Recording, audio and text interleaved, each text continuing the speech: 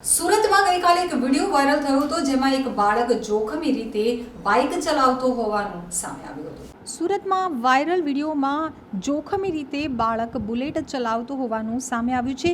બુલેટમાં પાછળ બેસેલા યુવાને બાળકને જોખમી રીતે સ્ટીયરિંગ હાથમાં આપી વિડીયો બનાવ્યો હોવાનું સામે આવ્યું છે।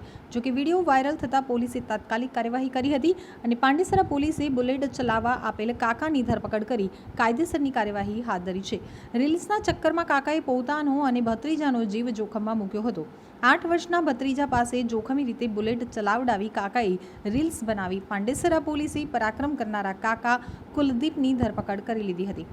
તો મળતી વિગતો પ્રમાણે શનિવારે સવારે સોશિયલ મીડિયામાં એક વિડીયો વાયરલ થયો હતો જેમાં બુલેટ બાઇક ઉપર એક વ્યક્તિ પાછળ બેસી 8 વર્ષના બાળકને બુલેટનું હેન્ડલ પકડાવી બુલેટ ડ્રાઈવ કરાવતો હતો। જોખમી રીતે બાળક પાસે બુલેટ ડ્રાઈવ કરાવવાના આ વિડીયોને લઈ સોશિયલ મીડિયામાં લોકોએ ભારે રોષ ઠાલવ્યો હતો। પ્રાથમિક તપાસમાં વિડીયો પાંડેસરાના મિલન પોઈન્ટ પાસેનો હોવાનું બહાર આવ્યું હતું। તો વાયરલ વિડીયોને પગલે પાંડેસરા પોલીસે બાળકને બુલેટ ચલાવવા આપનારને શોધી કાઢ્યો। તો પોલીસે કુલદીપ પ્રિયવ્રતસિંહની ધરપકડ કરી હતી।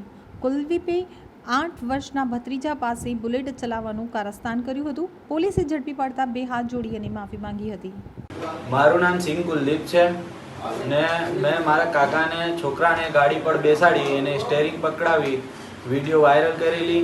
એના લીધે હું માફી માંગુ છું ને ભવિષ્યમાં આવી ભૂલ મારાથી ન થાય એવી વિનંતી કરું છું। આ મામલે પાંડેસરા પોલીસે મારી વિરુદ્ધ કાર્યવાહી કરી છે।